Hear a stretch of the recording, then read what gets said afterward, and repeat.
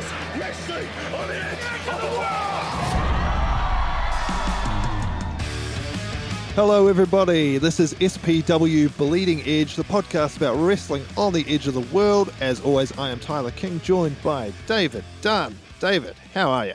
I am doing great, Tyler. Excited to be back for episode 6 of The Bleeding Edge. Whoever thought we'd make it to episode 6? Certainly not us, but here we are, eh?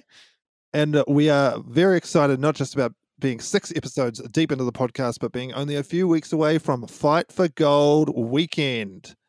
It feels weird to call it Fight for Gold weekend. The first time we're ever doing 2 shows back-to-back for Fight for Gold. So night 1 is going to be all about the SPW New Zealand Championships. Night 2 is all about that Fight for Gold briefcase. That's how it's breaking down, but of course there will be a lot more on each night, and we will talk about all of that after our interview today.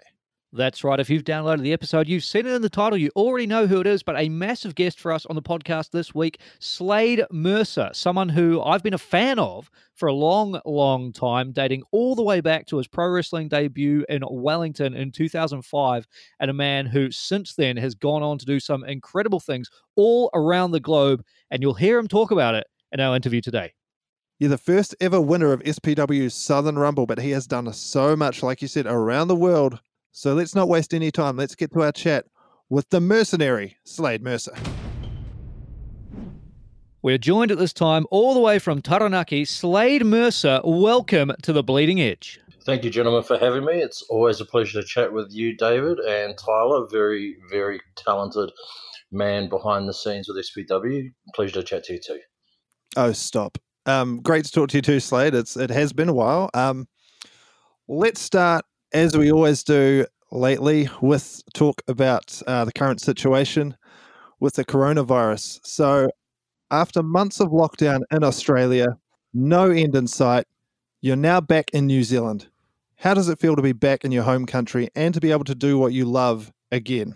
You know what? It was with mixed emotions that I came back. Obviously, with what was happening in Melbourne, there's been they've only just, as of the weekend just gone, started to have wrestling live events again in Victoria. So lockdown began in Melbourne on the 23rd of March. So my match last year, December, with Capital Pro Wrestling was the first match I'd had in about 7 months, thereabouts. So yeah, it's great to be back.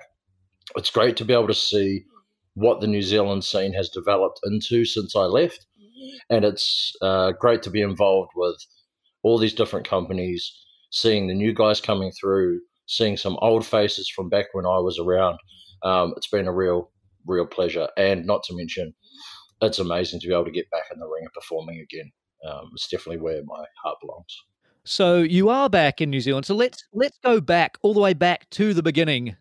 We're talking about you as a young man growing up in New Plymouth, and you've got a dream to become a professional wrestler. So you move down to Wellington in order to take the first step in pursuing that dream. Talk us through that and the life changes you had to go through to commit to becoming a wrestler early on.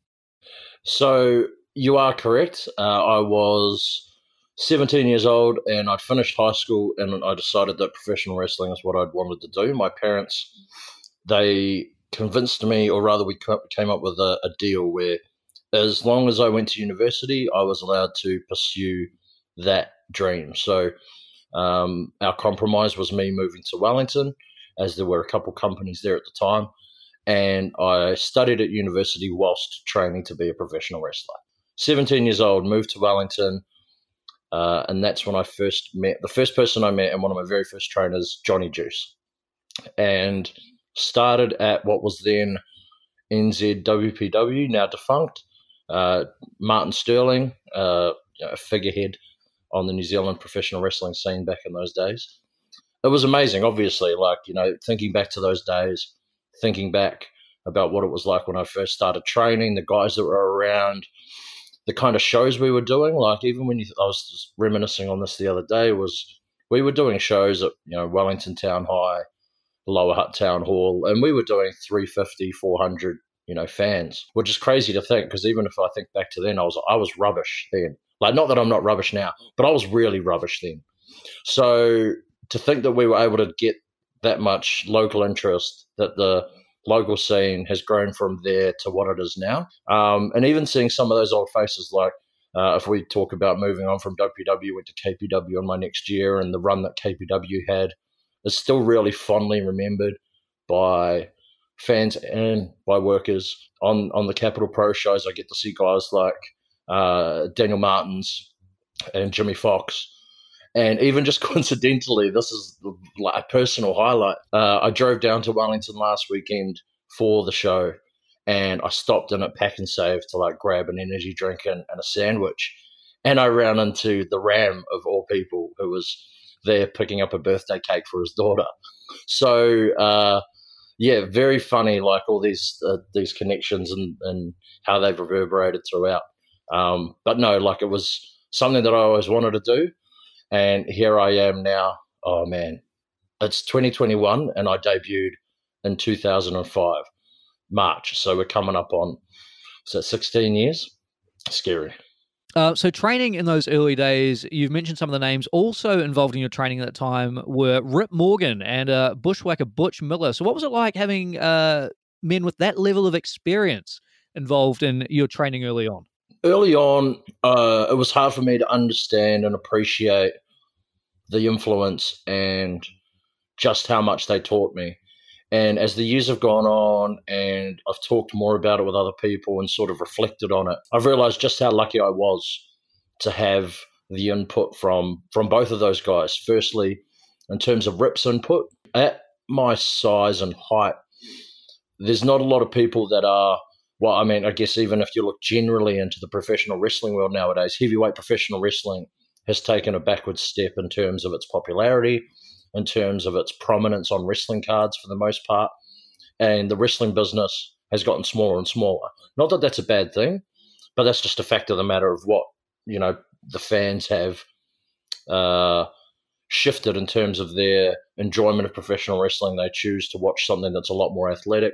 But what Rip was able to teach me was he was able to teach me that heavyweight style of wrestling, how to protect myself as a quote-unquote big man wrestler. And then in terms of Butch's influence, I remember him sitting backstage and he would watch the entire show. And for us as greenhorns, I mean, even now I think about it, I think I didn't take advantage of it as much as I wish I had, as much as I could have. It makes me think about the times that I could have sat there picking his brain, the moments that I spent in the ring with him, all of these things. And when I tell people these stories, they go, wow, that's incredible. Like, I took it for granted, and I didn't, like I say, truly appreciate just how much knowledge they had shared with me and how integral they were to my development. And arguably having that type of influence in terms of guys that have been there, done that, toured the world, made money, was able to give me maybe even a step up in terms of that, thinking that, maybe this is something I could do if I wanted to take this further. And, here we are 16 years later with the various things that I'm sure we'll cover in the podcast. But, I feel very lucky to have been trained by both Rip and Butch. Even at this point, sort of taking that for granted, because a lot of people haven't had, that type of professional level training, guys that have been there, done that, seen it all, done it all, and can accurately say to you, this is what you need to do, this is what you shouldn't. It's not coming from an opinion, it's coming from their experience. So, very, very lucky to have been trained by them. So, as you said, started wrestling in about 2005, spent the next few years wrestling in New Zealand before eventually you made the move over to Australia, correct? There's a few stop-offs. No, you are right. I went to Australia for 2 years. I went to Brisbane, and then it was England, and then back to Australia, Melbourne after that. So, I'd gotten to a point in my career here in New Zealand where I did want to pursue it further, and Australia is the next logical step. I moved to Brisbane for 2 years, and every time I've moved, you get to a point where you say, I could do this overseas, or I want to pursue this further, and you have that mindset of like, I'm really, really good. And you kind of need to have that sort of mindset in order to even take that step. But the next part is when you get there and you go in and you go, and you'll have one or two things. You'll either, A, realize you're not that good, and then go backwards and go, you know what, this is too much for me. I'd rather be a big fish in a small pond. Or you get to that point and you go, you know what, I need to do more. I need to improve if I want to be able to hang at this level. And each time I've gone somewhere new where there's, more wrestlers, more fans, better professional wrestlers, I've been able to say, you know what, like, if this is what you want to do, you need to do more. You need to train harder. You need to learn more.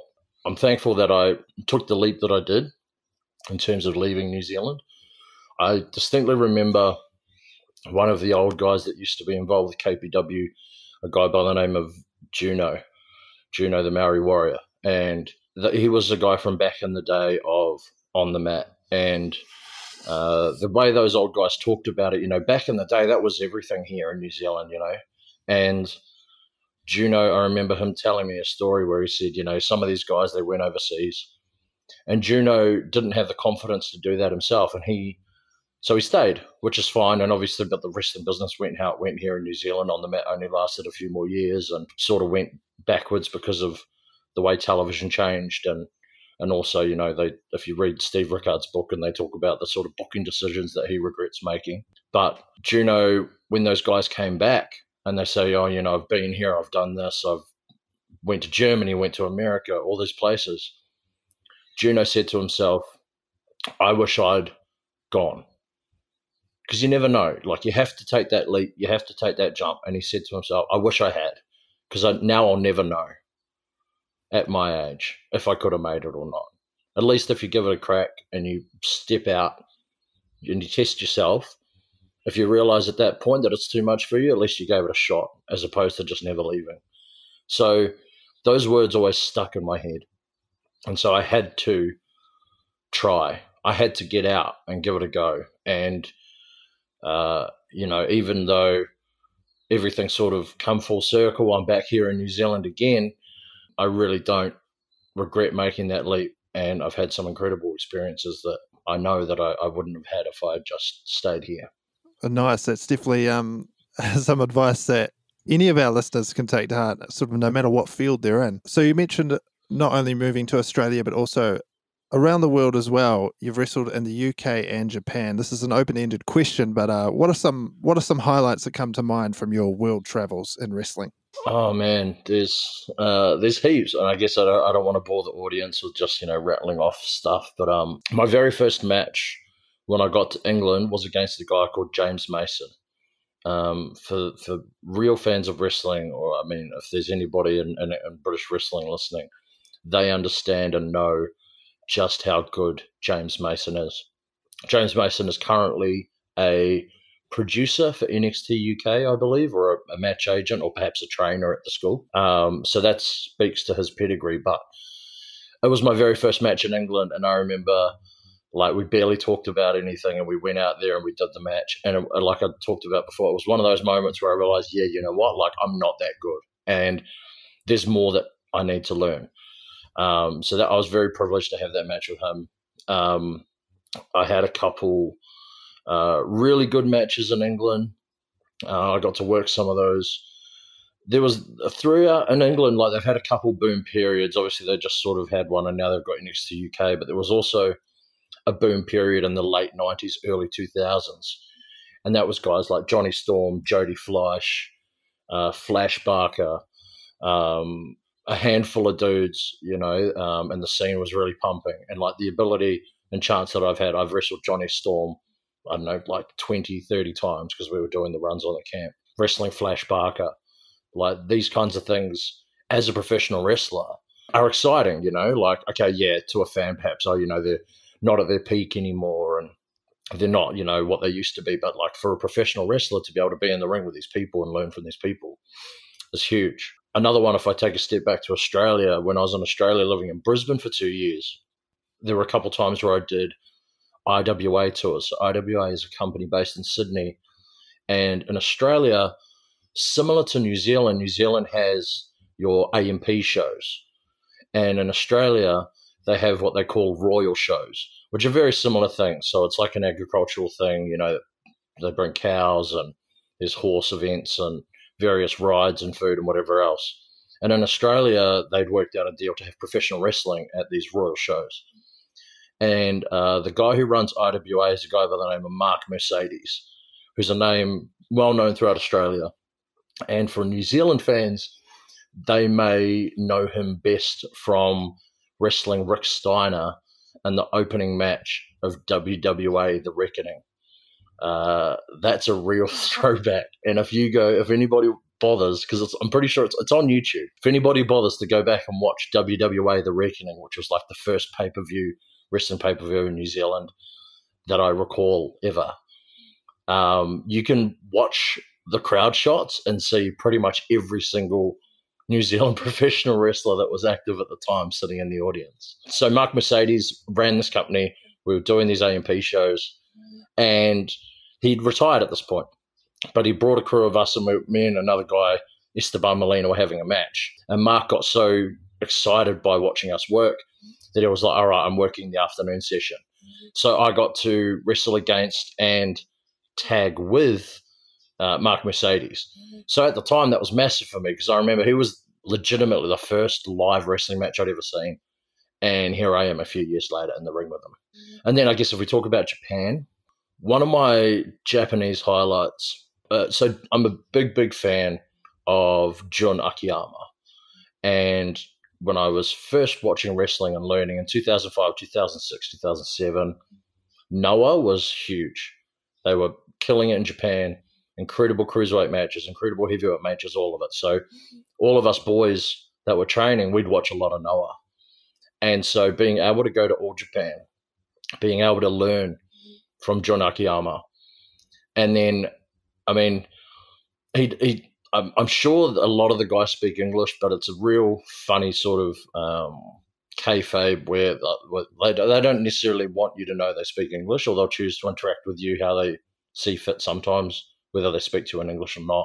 And I just finished this tour with All Japan, and sort of like the etiquette thing to do is on your last day to go around to everybody in the locker room, shake their hands, thank them, all this kind of stuff. Thank you for involving me, so on and so forth. So at the end of this tour, I go up to Akiyama-san and I say that, and I say thank you and whatever else. And Akiyama will typically leave the shows early before the main event. He'll go back to the hotel, or he might hit the road to the next town. And like, this is really, really small, but like, to me, it was everything. So where I was sat getting changed was next to the stairs, next to an elevator as we're due to leave. And Akiyama's packed all his stuff up.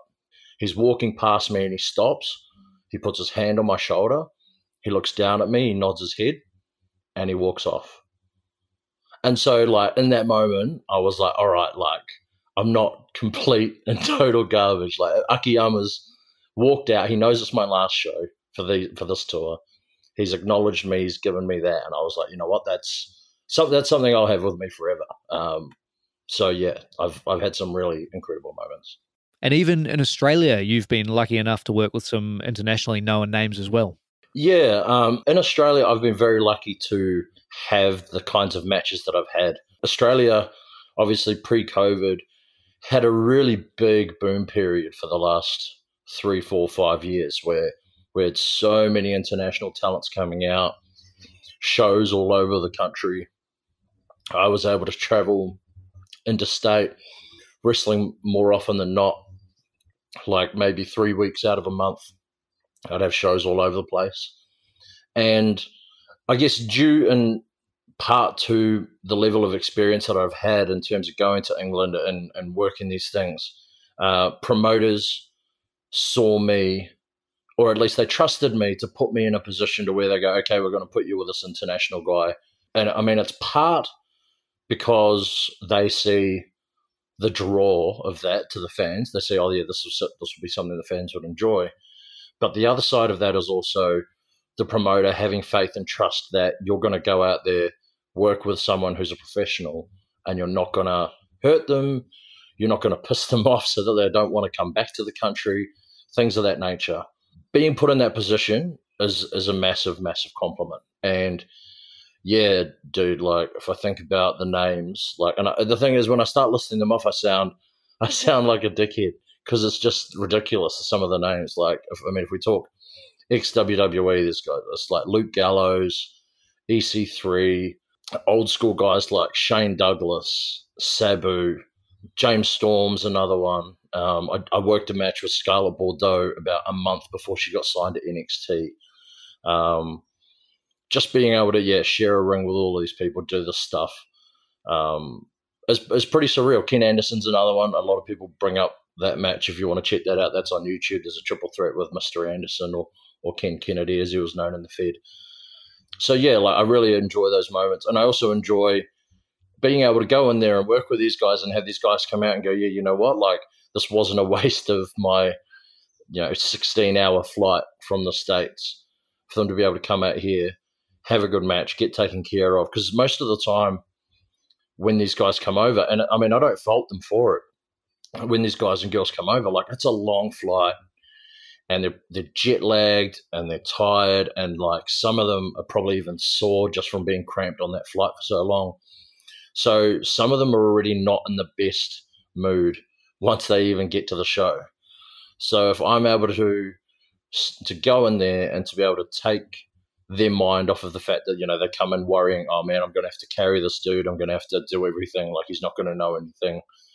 And I'm able to step in there and go, oh no, actually, like I can do this, this, and this, I know that, that, and that. And we go out there and have a good match and they come back happy, then that's a win-win for everybody. It's a win for the promoter because they have now faith and trust from that performer who's come over to say, yeah, and the likelihood of them coming back increases. And it's also good for me to be able to get in there with someone of that professionalism, of that level of skill, and to be able to hang is massive. So, I've had some really incredible matchups over in Australia.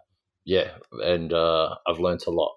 It's so interesting to hear you being able to talk about all of these things that you've accomplished as well, because I remember a time, must have been late 2009, 2010 maybe, where you were briefly visible, if you knew what to look for, in a backstage segment on Raw for just a couple of seconds. And at the time, that to us in New Zealand wrestling was massive to see you over there. And obviously now just all the things you've done and where the bar is now, it's so different and it's so exciting. Yeah, thank you. That's funny you mentioned that Raw. I'm pretty sure I've got like that Raw saved somewhere on my computer, or like a snapshot like of Triple H walking past me in the hallway. And even since then, like the most recent WWE work I did was Super Showdown that they had in Melbourne a few years back. I worked as an extra, and being at the MCG, seeing all those fans in the stands, like, even regularly, like if you don't talk about wrestling and you just talk about the MCG as a ground, it's insane. It's majestic. And even just being able to walk out on the ground of the MCG and look up to see what, cricket players see and what AFL footballers see, and to look up into those stands, it's insane. And working for the WWE that night, I was stood on ground as Undertaker made his entrance, as he walks through the curtain and all that. And like in those moments, it takes me back to being a fan, because ultimately everybody who gets involved with the business has a huge, huge love for the business, to the point where they can't help but be involved in some way. So, and a lot of people don't like being called a mark. A lot of people think that that's a negative thing. But, we all are, and we all started that way. And there will always be moments and times and things that will take us back to those moments and those feelings. And, standing on ground, watching Undertaker come out, watching Undertaker versus Triple H live, it was absolutely one of those mark-out moments for me. So you've performed for SPW as well a few times in the past, whilst you were still based in Australia. And, of course, we've got you in the history books as the first ever Southern Rumble winner. So what are some of your memories of those early trips coming over for SPW, and how did SPW compare to the New Zealand wrestling scene that you had left behind when you moved to Australia? I adore SPW. The two guys who own and run it, both of them are very good friends of mine. Mark I've known for a very long time, from back in my days in Australia. And our careers have sort of been intertwined a little bit ever since. We've had matches in 3 countries now, UK, Australia, and New Zealand. And I was there, believe it or not, I was there at the very first SPW like tryout / training that they ever had. They'd managed to get a boxing ring, and so like that was already set up in some place, and the first handful of trainees. And I was there because if I recall, I was in town for they'd had a Winterfest boxing event, and they'd put Mark and I on as a wrestling match as like an exhibition during the boxing event. So we wrestled a match in a bloody boxing ring, which wasn't ideal. But I've actually had dipped my toe in, so to speak, since the very beginning. And so being able to come back and work for SPW and to see how they've changed the entire scene, like there's no doubt about that. There's no doubt that they've flipped the landscape of professional wrestling in New Zealand, because there was always talk back when I was around at the early days, because there was a company in Auckland, there was companies in Wellington, but nobody was really running the South Island. And there was always mumbles and things and talking about, if you ran South Island, it'd be really good. And a guy tried running and like Blenheim for a little bit. Was it Blenheim or was it? No, it was maybe it was the other side of the South Island, like Nelsonish. Yeah, it was Blenheim. It was Blenheim, thank you. And yeah, there was always this kind of buzz around, like if somebody were to start something in the South Island, it could do really well. Then when SPW starts in Queenstown, and knowing the pedigree of the people involved and the level of training they've all had and the experience, and then obviously getting someone like Tyler involved as well with his incredible editing and production ability, it all just came into this, I don't know, this whirlwind, quite literally. Like when I think about it, and I think it's been 5 years now, and for the stuff that SPW has managed to do in such a short space of time to completely change the landscape of professional wrestling in New Zealand. Not just that, but to change the opinion of everybody, right? Because it inevitably happens everywhere around the world. Everyone will always say, what's the best company in this country? And it's hard to argue against SPW being the best professional wrestling promotion in New Zealand. I don't know what argument you could make to say that anybody else is better. You might argue that people have been around longer, or you might argue that being in a different location, not being in a central big city is a knock. But to draw the way they draw in Queenstown and in Invercargill, to do that massive stadium show, I mean, I don't even know if the owners, if they envisioned getting as far as they've gone. The TVNZ product, like there are things like the TVNZ thing. That's something that every company in New Zealand was sort of dreaming of and hoping for to get, and SPW did it in like 3-4 years. So yeah, it's been incredible. And when people, I can say honestly, coming from Australia and speaking to the guys there, when people think of the best company in New Zealand professional wrestling, they think of SPW. Yeah, I can't argue with a lot of that. Just as a quick aside there, you mentioned that match with Marcus Cool in Queenstown on the boxing ring. If you YouTube Max Damage versus Marcus Cool, you might just find that match. Oh, is it there? Oh, no. But speaking of your history with Mark, there's someone else in SPW currently that you have a bit of history with, and you'll be facing him on night 1 of Fight for Gold coming up in a qualifying match, that being the shooter Shane Sinclair. What can you tell us about your past encounters with Shane, and are you excited to be getting back in the ring with him at Fight for Gold? Man, Shane Sinclair. So a bit of history, a bit of trivia for those who don't know. Shane and I went to the same high school. I was like a year or two older than he was, but we're from the same town, same high school. And like we didn't really interact at high school, but then obviously a few years later, we're both in the wrestling scene. And so we have a connection in that way. He was also my last match in New Zealand before I left. And on that night, he beat me for the KPW Heavyweight Championship. So I've not stood in a ring with him since that night. I'm very, very much looking forward to wrestling him at SPW on night one. I mean, it's again, we talk about how things come full circle. I mean, it's almost another one of those types of things. You know, the last match I have when I leave New Zealand with Shane, coming back again now, I work Shane again. And to see how much he's grown and developed, and I know that since I've been away, his game has gone up tenfold, and he's been a massive part of SPW.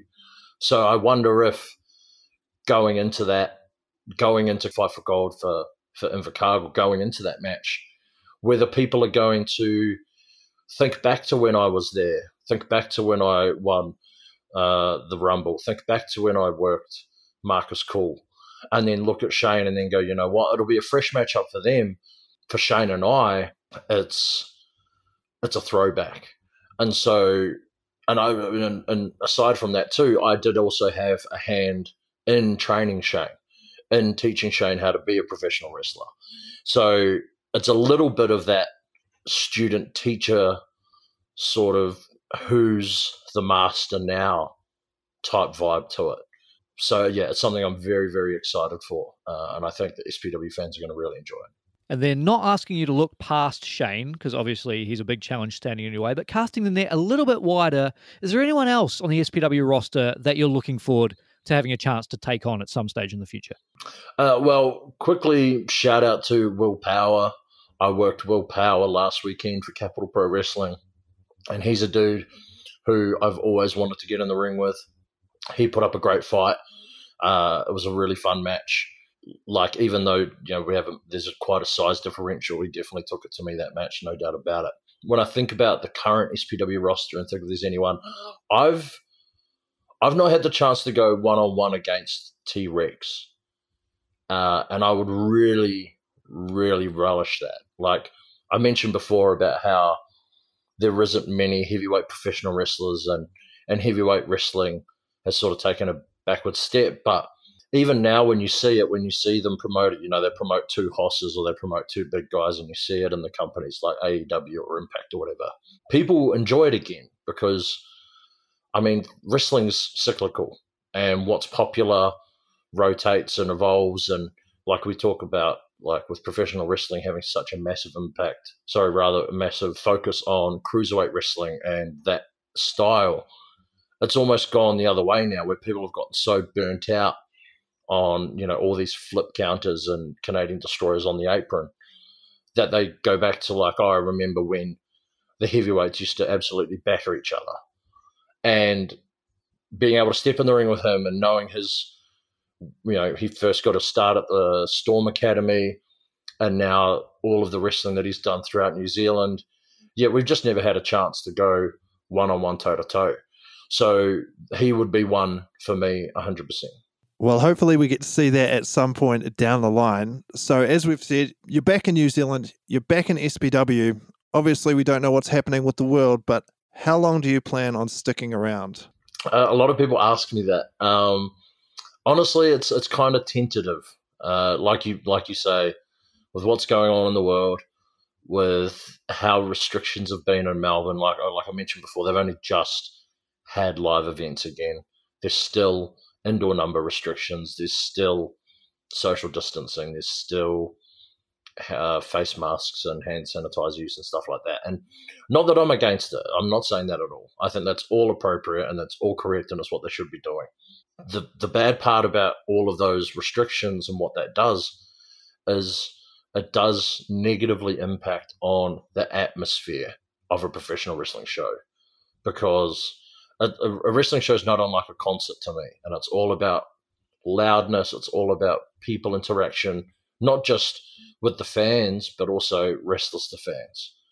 And so I feel very thankful that I've been able to come back to New Zealand, a country that has done so well with its COVID response, to where we've now, you know, we're in the middle of an uninterrupted summer where things are about as back to normal as they possibly could be compared to anywhere else in the world.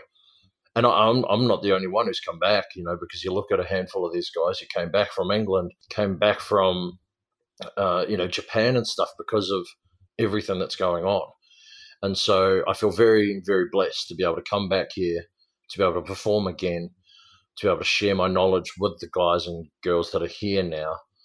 Even my friends back in Australia, like, they see that and they say, at the time I was umming and ahhing. I wasn't sure if it was the right decision. Obviously, I've got a life there and sort of wondering, is this the right thing to do? And since coming back, since being involved with the guys again, since being able to get back in that ring, I'm happy with that decision, 100%. But to your point, when will I go back? I don't know.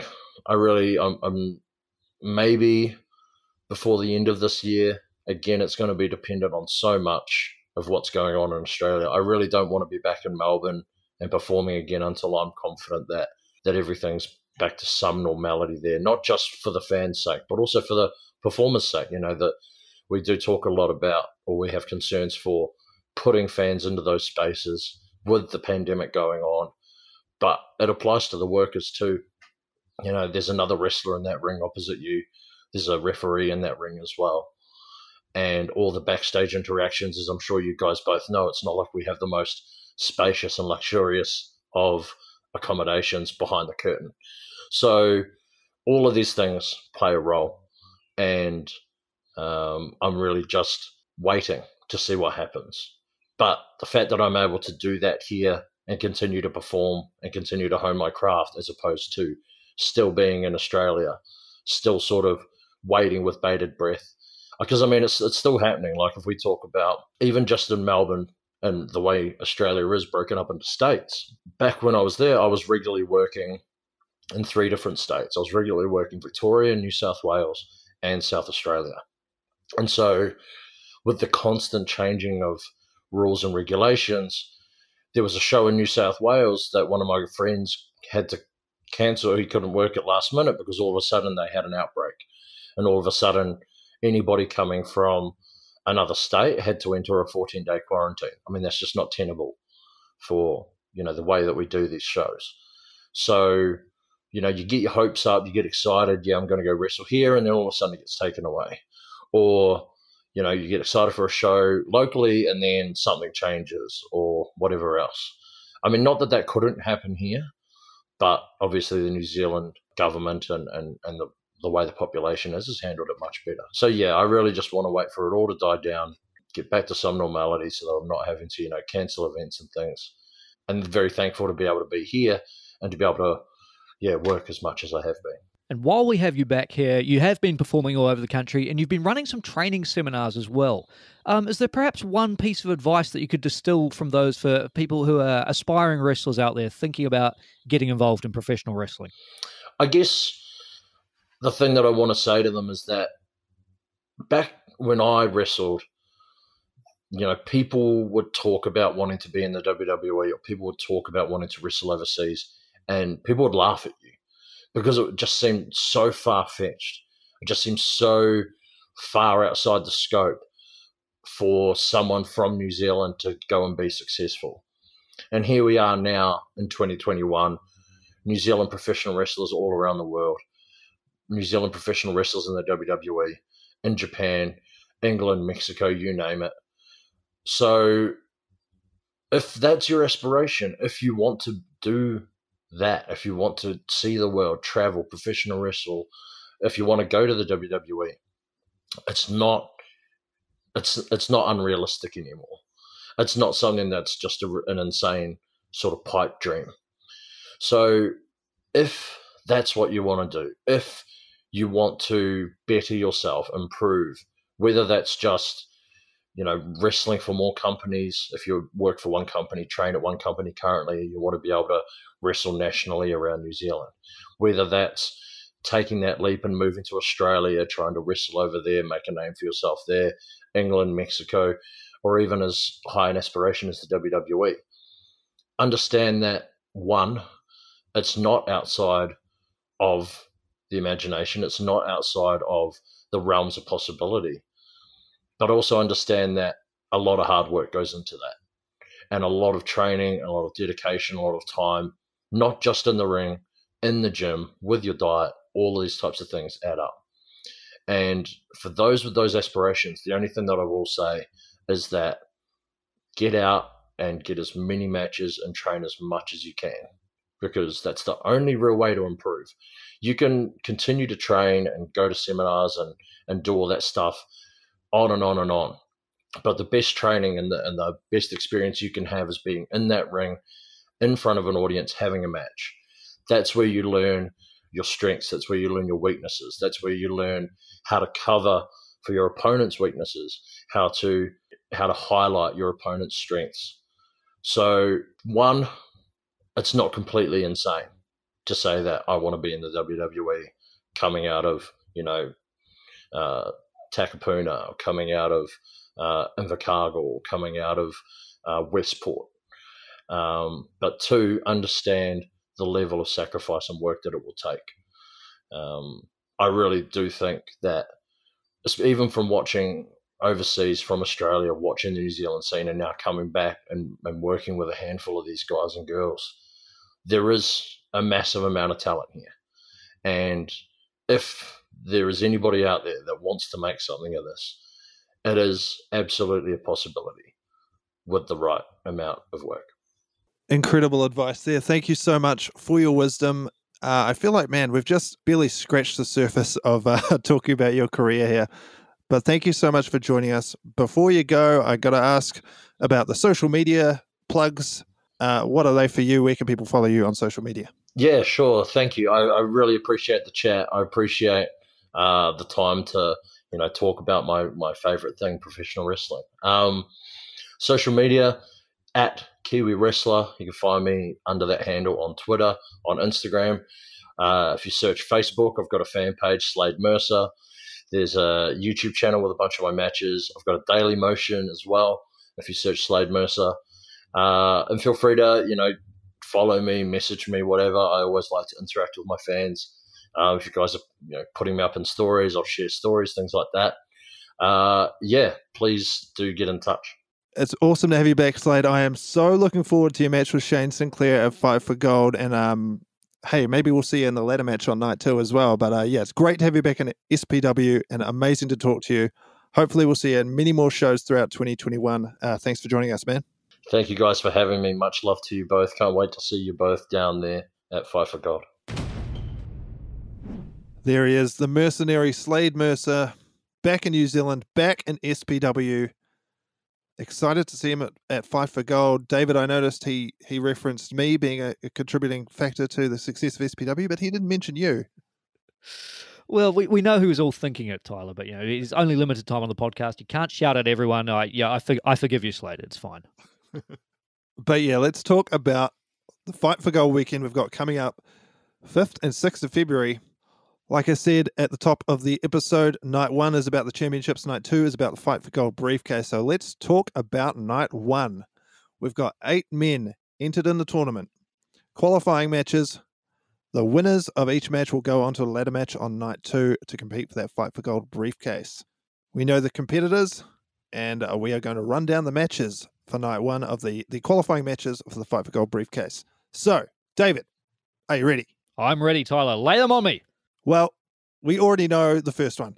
Slade Mercer, Shane Sinclair. We heard about it in the interview with Slade Mercer. It's a rematch a long time in the making from back in the KPW days in Wellington. The Technician versus Max Damage. But it's 2021, it's SPW, and it's the first ever Southern Rumble winner taking on the first ever SPW New Zealand champion. Shane Sinclair, Slade Mercer.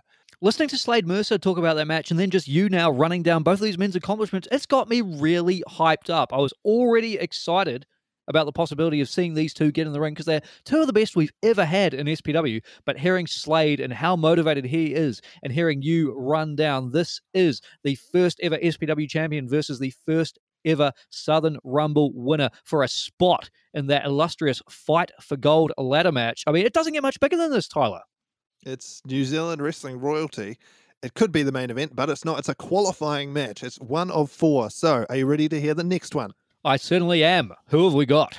All right. We've got Armbar Jesus Jackson Cross. He is going to be taking on Ryder.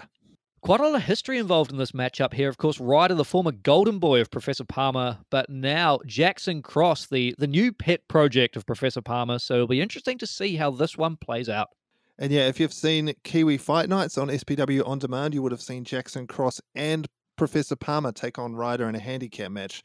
That did not end well for Ryder, so we'll see how it goes at Fight for Gold when the odds are a little more even and it's 1-on-1. So Ryder versus Jackson Cross is your next qualifying match. Qualifying match number 3, perennial fan favorite in SPW, Will Power takes on the Alpha Elite, Charlie Roberts. Ooh, baby, this is a big one. These two, correct me if I'm wrong, Tyler, but these two have a little bit of a tag team history together as well, don't they? They do, the workout buddies. And we did actually see them go 1-on-1 a couple of years back, and it was Will Power at that point getting the victory and ending Charlie Roberts' undefeated asterisk in singles competition only streak in SPW. And this, though, is a very different Charlie Roberts. This is the Alpha Elite that retired the albino rhino. This is a new, aggressive, vicious Alpha Elite. And I don't know if Will Power is going to be able to deal with him, the role that Roberts is on. Absolutely, momentum firmly on the side of Charlie Roberts. And Charlie Roberts, a man who sometimes forgives, but he never forgets. So you've got to believe that loss to Will Power has been there in the back of his mind over the last couple of years. And boy, oh boy, what a statement he'd make if he could avenge that loss to Will Power and then advance to night 2 of Fight for Gold, that massive ladder match for the Fight for Gold briefcase. Of course, I'm not counting out Will Power. He's been on a huge roll. The victory over NWA at Halloween Haunting. Can't forget that. So Will Power has a lot of momentum on his side. And of course, he has the history being a former Fight for Gold briefcase holder and ladder match winner. So he's been through it all before. Can he do it again this year? And our final qualifying match is a bit of a grudge match as Cool Guy Sky takes on Professor Palmer. Well, this one has been some time in the making, and what an opportunity for Cool Guy Sky if he can not only put Professor Palmer behind him, but to do it and then advance forward to that Fight for Gold ladder match. Yeah, we talked a lot about it last year. Was it going to be hashtag Sky's Rumble? It wasn't to be. Could we be seeing hashtag Sky's Fight for Gold? Palmer has been standing in the way of Sky's success this last year. We thought it was Jackson Cross. It was actually Palmer who was putting Cross up to all that interference, costing Sky the Southern Rumble, costing Sky the one-night tournament at Fight Nights. So Sky has the opportunity to get that obstacle out of his way and move on to the ladder match on night 2. Palmer blames Sky for everything falling apart for him in 2020. Losing the SPW championship with Shane Sinclair, the breaking apart of detention. He blames Sky and says it all started when Sky left detention. So Palmer is also motivated to put a stop to Sky's momentum once and for all at Fight for Gold. So those are our qualifying matches, Tyler. But of course, on night 1, we've got some championship matches as well. We do, David. But before we get to the championship matches, there is actually one more bonus match on the card. We've seen the announcement on social media that NWA will be competing. So on night 1, NWA will be facing Corey Cutter. Wow, a big matchup and a big opportunity for Corey Cutter going up against NWA, who has really made his mark since returning to New Zealand and returning to SPW. But last time we saw Corey Cutter, he really struck out on his own for better or worse, didn't he? Turning his back on Richard Ryder. So a new look for Corey Cutter, a new attitude going into 2021. And if he can knock off NWA, wow, this could be Corey Cutter's year. Yeah, and when I first looked at this match, I looked at it and I said, why is this not a Fight for Gold qualifying match for the caliber of these two guys? But if you look at their recent win-loss records for both guys, they're not great. So I think that Palmer's looked at that and said, hey, you know what? If you're going to be in this tournament, you've got to earn it. And NWA, since returning to SPW, has not had a win. So yes, it's a huge opportunity for Corey Cutter, but NWA really needs this win to reestablish himself and to prove why he should have been in that Fight for Gold tournament. And now, Tyler, can we get on to the championship matches? We can. So first up, the SPW New Zealand Tag Team titles are on the line, and they are, of course, in the hands of Control. Who will they be defending against? We will have to wait till night 1 to find out. Control issuing an open challenge for those tag team titles on night 1. In their last matchup, Control broke up the team of R&C. We no longer have detention as a tag team. We no longer have the power tools as a tag team. Who's going to step up to this challenge? Yeah, it's an interesting one, isn't it? There's not a lot of active tag teams left. Again, if you saw Fight Nights, you would have seen a couple of new tag teams appear on there. So maybe we'll see one of those teams. Maybe we'll see a new combination. One thing's for sure, Control have been dominating the SPW tag team division since they took it over last year. But speaking of Control taking over, that leads us to the SPW New Zealand Championship match. Jake Sheehan challenging, as well as defending the tag team titles. He will be challenging for the SPW New Zealand Championship, but it won't just be Jake challenging, it will also be Rangi challenging Jamie Tangata Esse in a triple threat match for that championship. A matchup that we first speculated about on this very podcast, and now it's finally come to fruition at Fight for Gold. Jamie Tangata Esse defending the championship against not one, but two challengers.